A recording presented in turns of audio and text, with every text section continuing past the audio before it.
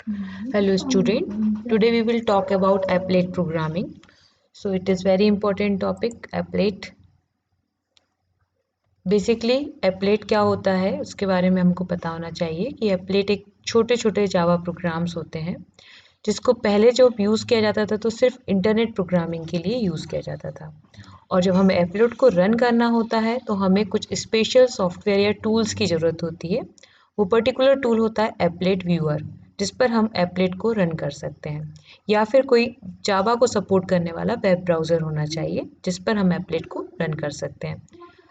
और आपका जो वेब पेजेस होता है वो कोई भी ग्राफिक्स प्रोड्यूस कर सकता है, साउंड प्रोड्यूस कर सकता है या कोई इमेज प्रोड्यूस कर सकता है, मतलब any kind of animation you can produce, your web page can produce. अब जो एप्लेट होते हैं वो लोकल और रिमोट दोनों तरीके के हो सकते हैं। तो बेसिकली लोकल रिमोट मतलब कि जिस मशीन पर आप वर्क कर रहे हैं, जिस पर आपने डेवलप करा है, उसी पर आपने उसको स्टोर करके रखा हुआ है, तो वो लोकल हुआ आपकी मशीन के लिए। अगर आपका जो एप्लेट है जो आपने डेवलप किया है या किसी और ने डेवलप किया उसे आप अपनी मशीन पर यूज़ कर रहे हैं या अपने बनाए हुए एप्लेट को किसी और की मशीन पर दे रहे हैं, तो उसको बोलेंगे कि ये रिमोट एप्लेट है, क्योंकि आपने उसको क्रिएट अपनी मशीन पर किया है एंड देन आप उसे किसी और जगह भेज रहे हैं। Daksh, what is the difference between applet and application program, ये समझना बहुत ज़रूरी है क्योंकि अभी तक हम जो वर्क करते आए हैं वो एप्लीकेशन प्रोग्राम्स पे वर्क करते आए हैं और नाउ हम एप्लेट पर मूव कर रहे हैं। तो एप्लेट में और एप्लीकेशन प्रोग्राम में थोड़ा सा डिफरेंस होता है। जितने भी अभी तक प्रोग्राम वीडियोस में आपने देखे हैं वो एप्लीकेशन प्रोग्राम्स थे, उनमें कोई भी एप्लेट नहीं था। तो एप्लीकेशन प्रोग्राम जो होता है वो स्टैंड अलोन प्रोग्राम होता है और एप्लेट जो होता है वो एम्बेडेड प्रोग्राम होता है। एप्लीकेशन प्रोग्राम इंडिपेंडेंटली रन करता है, उसे किसी भी और चीज़ की ज़रूरत नहीं होती है रन करवाने के लिए, क्योंकि एप्लेट प्रोग्राम्स को रन करने के लिए वेब ब्राउज़र की ज़रूरत होती है या फिर आपको कि एप्लेट व्यूअर की ज़रूरत होती है जो कि एक अलग टूल होता है। एप्लीकेशन प्रोग्राम में मेन मेथड का होना कंपलसरी होता है जबकि एप्लेट्स में मेन मेथड नहीं होती है। एप्लीकेशन प्रोग्राम में किसी भी HTML फाइल की ज़रूरत नहीं होती जबकि एप्लेट में हमें HTML फाइल्स की ज़रूरत होती है। एप्लीकेशन प्रोग्राम्स को जब हम रन करते हैं तो हम JDK का एक टूल यूज़ करते हैं जिसे हम जावा इंटरप्रेटर बोलते हैं। जैसे जावा एक कमांड होता है उससे हम रन करते हैं, और जब हम एप्लेट को रन करते हैं तो JDK का एक जो टूल होता है उसे हम बोलते हैं एप्लेट व्यूअर। दोनों ही JDK के अंदर होते हैं, जावा डेवलपमेंट किट के अंदर होते हैं। अब ज़रूरत क्या थी एप्लेट की, जब एप्लीकेशन अगर सारे काम एप्लीकेशन प्रोग्राम से हो रहे हैं आपके, तो आपको एप्लेट की क्या ज़रूरत है। तो कुछ काम हम एप्लीकेशन प्रोग्राम की मदद से नहीं कर सकते हैं।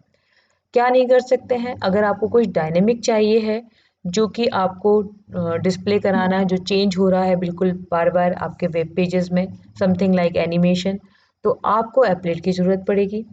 अगर आपको कुछ फ्लैश टाइप का आउटपुट चाहिए जो एकदम से आपके वेब पेज पर दिखे और हाईलाइट हो, तो आपको एप्लेट क्रिएट करना पड़ेगा। अगर आपको ऐसे प्रोग्राम्स बनाने हैं जिनको आप इंटरनेट पर अवेलेबल करा सकें तो फिर आपको एप्लेट की ज़रूरत पड़ेगी।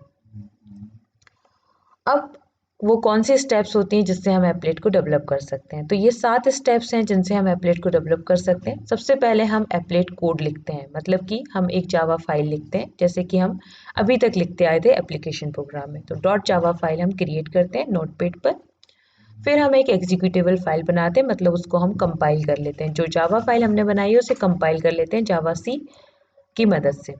उसके बाद हम एक HTML पेज बनाते हैं, वेब पेज बनाते हैं जिसमें हम HTML टैग्स का यूज़ करते हैं और जिसमें एक स्पेशल टैग होता है एप्लेट टैग, उसको हम यूज़ करते हैं। अब इस एप्लेट टैग को हम वेब पेज में इनकॉर्पोरेट कर देते हैं, मतलब एप्लेट टैग की मदद से हम वो पूरा HTML वेब पेज हमारा क्रिएट कर लेते हैं। मतलब 3, 4 एंड 5 एक तरह से एक ही स्टेप है पर उसको अलग अलग बताया है। अब हमारी HTML फाइल क्रिएट हो गई है। उसके बाद हम अपने एप्लेट कोड को टेस्ट करते हैं। वो जो HTML फाइल हमने बनाई है उसे हम व्यू करते हैं किसी ब्राउज़र पर या फिर हमारे एप्लेट व्यूअर से। जब हम इसी काम को नेटबीन्स में करते हैं तो नेटबीन्स इज़ बेसिकली एक एन IDE तो नेटबीन्स में जब हम ये काम करते हैं तो हमें HTML फाइल को अलग से नहीं बनाना पड़ता है। वहाँ पर आपको एप्लेट के लिए जैसे एप्लीकेशन प्रोग्राम वहाँ पर पूछा जाता है कि आप एप्लीकेशन प्रोग्राम बनाना चाहते हैं या आप एप्लेट बनाना चाहते हैं। तो आपको सिंपली एप्लेट को चूज़ करना है, उसको भी मैं यहाँ पे प्रैक्टिकली बता दूँगी और फिर आप एप्लीकेशन प्रोग्राम एप्लेट प्रोग्राम बना सकते हैं। और वहाँ पर हमें रन करने के लिए भी एप्लेट व्यूअर की मदद नहीं लेनी पड़ती है। हम नॉर्मली जैसे एप्लीकेशन प्रोग्राम्स को रन करते हैं वैसे किसी एप्लेट को रन कर सकते हैं। तो वो ज़्यादा ईज़ी लगता है। बट जब हम कमांड प्रॉम्प्ट से करते हैं तो वो हमें पता होना चाहिए क्योंकि बेसिक आपका वही है। अब what is the life cycle, जैसे हमने थ्रेड पढ़ा था, थ्रेड में लाइफ साइकिल पढ़ी थी, ऐसे ही एप्लेट की लाइफ साइकिल होती है।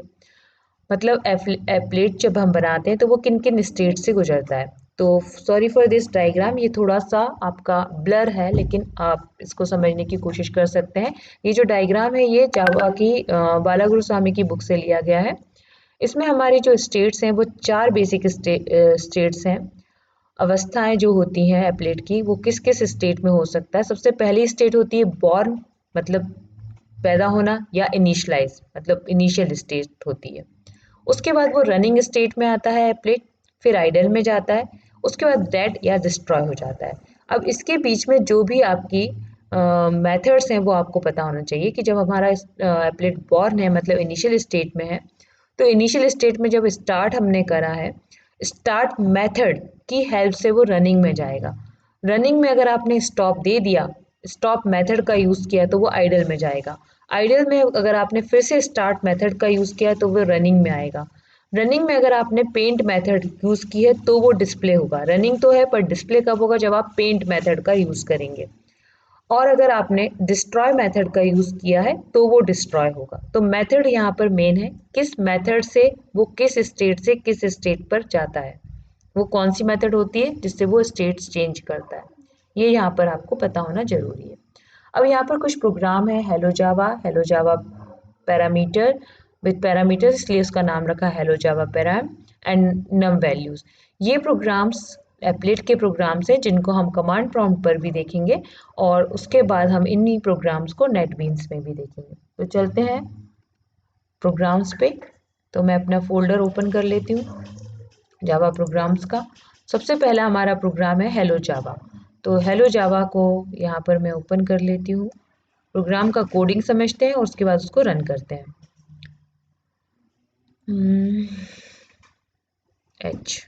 हेलो जावा। तो यहाँ पर मैंने हेलो जावा प्रोग्राम बनाया है। यहाँ पर आपको ये ध्यान में रखना है कि एप्लेट एक नई विंडो होती है, इसलिए हमें AWT को इंपोर्ट करना पड़ेगा। तो AWT पैकेज की हम सभी क्लासेस को इंपोर्ट करेंगे, फिर हम एप्लेट की सभी क्लासेस को इंपोर्ट करेंगे। फिर यहाँ पर एक नॉर्मल क्लास बनाई है मैंने हेलो जावा, इसने एक्सटेंड किया है एप्लेट को, ठीक है, क्योंकि हम एप्लेट को बना रहे हैं तो एप्लेट क्लास को ये एक्सटेंड करेगा जो कि एप्लेट पैकेज में होगी। यहाँ पर हम जाके एक पेंट मेथड को क्या कर रहे हैं, ओवरराइड कर रहे हैं। पेंट मेथड पहले से बनी होती है उसको हम ओवरराइड कर रहे हैं। तो पेंट मेथड को हम यहाँ बना रहे हैं। जब हमने देखा था इसकी लाइफ साइकिल तो देखा था कि पेंट को हम क्रिएट करते हैं, पेंट को हम यहाँ पर ओवरराइड कर रहे हैं। पेंट के अंदर हमारी ग्राफिक्स की एक ऑब्जेक्ट होती है, उसे हमें लेना पड़ता है और ग्राफिक्स क्लास होती है AWT की। यहाँ पर हम लिखते हैं g.drawString। तो ड्रॉ स्ट्रिंग भी ऑब्जेक्ट जो फंक्शन होता है वो आपका AWT का होता है। तो g.drawString, जो भी स्ट्रिंग आपको लिखनी है वो हम यहाँ पर दे देते हैं और जो भी जिस भी प्लेस पर एप्लेट जो विंडो आपकी क्रिएट होगी उसके किस प्लेस पर किस पोजीशन पर आपको वो स्ट्रिंग लिखनी है वो पोजीशन आपको देनी होगी। पर आपका काम अभी यहाँ खत्म नहीं होता, हम इसको सिर्फ कंपाइल करेंगे। तो पहले हम CMD में पहुँचते हैं। CMD में पहुँचकर मैं अपना वहाँ पहुँच जाती हूँ जहाँ मेरे प्रोग्राम्स हैं। CD डेस्कटॉप पर है मेरा, यहाँ पर CD मेरा personal data, then CD Java programs, then अब यहाँ हम लिखते हैं जावा C और इस प्रोग्राम का नाम है hello Java, J is capital, Java dot Java. Okay, ये मैंने यहाँ पर लिखा। तो ये सिर्फ कंपाइल होगा, अभी रन नहीं होगा, ठीक है। We can not run it क्योंकि यहाँ पर कोई हमारे पास मेन मेथड नहीं है, हमें इसे व्यू करना होगा। व्यू किसे करते हैं हम, HTML फाइल को। तो यहाँ पर मैंने एक हेलो जावा HTML फाइल भी बनाई हुई है, ठीक है। इस हेलो जावा HTML फाइल को मैं आपको दिखाती हूँ। इसको मैं ओपन करती हूँ, ओपन विथ एडिट करके दिखाती हूँ तो वो दिख जाएगा। ये मैंने एक HTML फाइल बनाई है। तो यहाँ पर देखिए मैंने HTML फाइल बनाई, HTML टैग लिया, हेड हेड टैग लिया जो कि यहाँ पे बंद हो रहा है। हेड में मैंने टाइटल डाल दिया welcome to Java applet. Then body ली, बॉडी के अंदर मैंने एप्लेट टैग को क्रिएट करा। तो एप्लेट टैग समझना जरूरी है, बाकी टैग्स आपको आते होंगे। एप्लेट टैग के अंदर मैंने कोड डाला है। कोड मेरा क्या है, जो मैंने इसको CMD में जब मैंने इसको कंपाइल किया तो मेरी एक डॉट क्लास फाइल बन गई। उस डॉट क्लास फाइल मेरी कोड है। कितना बड़ा आपको चाहिए एप्लेट विंडो जो आप क्रिएट करेंगे, वो कितनी बड़ी विंडो चाहिए, वो आपका विड्थ और हाइट है। और बस आपने एप्लेट को क्लोज कर दिया, बॉडी क्लोज कर दी। ये आपका HTML कोड है। अब हमें इसको रन करना है, तो हमें क्या करना होगा, हमें यहाँ लिखना होगा एप्लेट व्यूअर। अभी तक हम जावा लिखते थे, रन करने के लिए हम लिखेंगे एप्लेट व्यूअर हेलो जावा। चूँकि मेरा HTML पेज भी इसी नाम से है ना, तो इसलिए मैंने हेलो जावा .html, यहाँ पर मैं HTML पेज दे रही हूँ, जावा फाइल नहीं। तो ये मेरा एप्लेट बन गया है। जितना बड़ा मैंने दिया था उतना बड़ा बन गया। अगर मैं यहाँ कुछ चेंज करती हूँ विड्थ और हाइट में तो इसके साइज़ में चेंज होगा, और ये यहाँ कॉर्नर पे ही आपको बनेगा, ठीक है। उस अगर आपको अलाइनमेंट करना है तो आपको एप्लेट टैग में कुछ और पैरामीटर सेट करने पड़ेंगे। और जो हेलो जावा की पोजीशन इस विंडो पे कहाँ है, वो मैंने 100 सेलेक्ट की थी, तो वो उस पोजीशन पे स्ट्रिंग प्रिंट हो गई है। तो ये था पहला प्रोग्राम। अब नाउ सेकंड प्रोग्राम हमारा है हेलो जावा प्रैम। तो हेलो जावा प्रैम पे पहुंचते हैं। उसके लिए मैं यहाँ पर हेलो जावा पैरामीटर, यहीं पर होगा प्रोग्राम मेरा।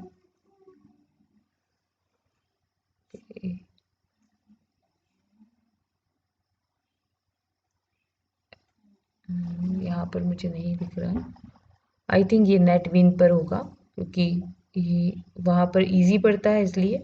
अगर आप यहाँ प्रोग्राम बनाएंगे तो आपको ये चीज़ ध्यान में रखनी है कि आपको पहले डॉट जावा फाइल बनानी है, उसको कंपाइल करना है, फिर आपको HTML पेज बनाना है और आपको व्यू करना है। अब हम नेटबीन्स पर पहुँचते हैं, तो उसके लिए मुझे सबको मिनिमाइज करना पड़ेगा। सॉरी,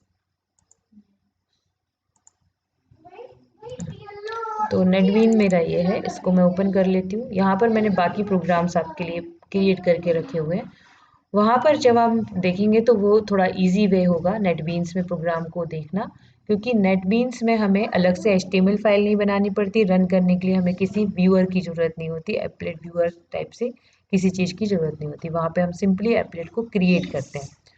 एक बार और मैं सर्च कर लेती हूँ कि नहीं, यहाँ पर वो प्रोग्राम नहीं है। सो नो प्रॉब्लम, हम वहाँ पर देख लेते हैं हमारे प्रोग्राम। नेटबीन ओपन होने में थोड़ा सा टाइम ले रहा है।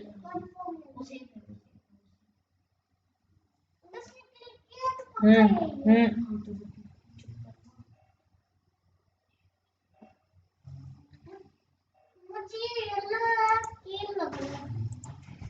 ये हो गया है मेरा।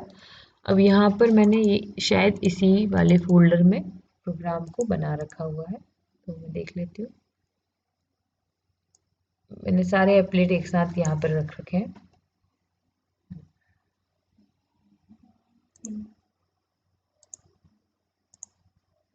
यहाँ तो नहीं दिख रहा है मुझे, हेलो जावा ही दिख रहा है यहाँ पे। ये मैंने बना रखे हैं, काफ़ी सारे प्रोग्राम है। हेलो जावा प्रेम को दिखा देती हूँ मैं। तो यहाँ पर मैंने सिंपली बस इतना ही लिखा है, एप्लेट को AWT एप्लेट और हेलो जावा पैरामीटर। यहाँ पे पैरामीटर्स का कुछ दिखाना था इसलिए, तो यहाँ पे एक स्ट्रिंग टाइप का वेरिएबल लिया और इनिट मेथड को यहाँ पर यूज़ किया है। अभी तक इनिट मेथड को यूज़ नहीं किया था। यहाँ इनिट कब यूज़ करते हैं, जब वो आपका एप्लेट इनिशलाइज होता है। इनिट का मतलब पेंट नहीं है, पेंट अलग होता है, इनिट अलग होता है। जब तक आप पेंट नहीं करेंगे आपका डिस्प्ले नहीं होगा। तो इनिट हो गया, तो आपने स्ट्रिंग को यहाँ पर गेट पैरामीटर, और गेट पैरामीटर से आपने इसको स्ट्रिंग को इनिशलाइज किया, स्ट्रिंग को यहाँ क्रिएट करा, यहाँ इनिशलाइज करा। अगर आपकी स्ट्रिंग नल होगी तो स्ट्रिंग में लिखा जाएगा जावा, और स्ट्रिंग में हो जाएगा हेलो प्लस स्ट्रिंग, मतलब हेलो जावा आपका यहाँ लिखना है। और पेंट में आपने क्या करा, इसी स्ट्रिंग को आपने पास करा है, तो ये प्रिंट होगा। तो ये पैरामीटर की मदद से, मतलब ड्रॉ स्ट्रिंग में हमने यहाँ स्ट्रिंग ना देके पैरामीटर दिया है। तो किस तरीके से पैरामीटर दिया है वो यहाँ पर है। अब इसको सिंपली रन करना है मुझे। मैंने कोई HTML फाइल क्रिएट नहीं की है यहाँ पर, और ना ही मैंने कोई आपका एप्लेट टैग क्रिएट करा। ये सिंपली रन हो गया, ना ही एप्लेट व्यूअर यूज करा। पर ये एप्लेट व्यूअर अपने आप में यूज करता है क्योंकि आपने एप्लेट की प्रोग्रामिंग की है। तो ये आपका प्रिंट कर रहा है। फिर ये एक और प्रोग्राम है, कुछ प्रोग्राम ऐसे ही बना रखे हैं, इसको नहीं, आप जो यहाँ पर है न्यूमेरिक वैल्यू वाला, इस प्रोग्राम को देखते हैं कि दो न्यूमेरिक वैल्यू, अब यहाँ पर पेंट में न्यूमेरिक वैल्यूज को लेकर उनको प्रिंट कर, उनको ऐड कराया है। तो ये फिक्स वैल्यू है, तो फिक्स एडिशन आपको यहाँ पे मिल जाएगा। क्योंकि वैल्यूज हमारी इंटीजर में होती हैं, जैसे 10 और 20 इंटीजर में है, सम भी हमारा इंटीजर में आएगा। लेकिन जब हम प्रिंट कराते हैं तो वो स्ट्रिंग को में प्रिंट कराते हैं, तो हमें इस सम को, इन वैल्यूज को सबको स्ट्रिंग में कन्वर्ट करना होगा, है ना। सम स्ट्रिंग, स्ट्रिंग को जब हम कन्वर्ट करते हैं तो हम क्या लिखते हैं, मतलब स्ट्रिंग में कन्वर्ट करते हैं तो वैल्यू ऑफ सम फंक्शन का, वैल्यू ऑफ फंक्शन का यूज करते हैं। वैल्यू ऑफ फंक्शन जो आपका आता है वो स्ट्रिंग क्लास का फंक्शन होता है, तो इससे कोई भी न्यूमेरिक वैल्यू आपकी स्ट्रिंग में कन्वर्ट हो जाती है। इसी तरीके से वैल्यू 1 को कन्वर्ट कर सकते हैं, वैल्यू 2 को कन्वर्ट कर सकते हैं, और सबको हम डिस्प्ले कर रहे हैं अलग अलग पोजीशन पर, वैल्यू 1 को, वैल्यू 2 को, सम को। तो जब इसको रन करना है तो नॉर्मली कोई HTML फाइल नहीं, कोई एप्लेट व्यूअर नहीं, ये देखिए दोनों वैल्यू प्रिंट हो रही है और सम प्रिंट हो रहा है। तो इस तरीके से आपको कई सारे प्रोग्राम मिल जाएंगे बने हुए, उनको आप यूज़ कर सकते हैं और एप्लेट को आसानी से रन कर सकते हैं। एप्लेट बहुत ही आसान होता है, बहुत ज़्यादा टफ कुछ भी नहीं है। अगर आप नेटबीन में कर रहे हैं तो बहुत ही आसान है, लेकिन अगर आप कमांड प्रॉम्प्ट पे कर रहे हैं तो आप ज़्यादा सीखेंगे। तो थैंक्स फॉर वॉचिंग।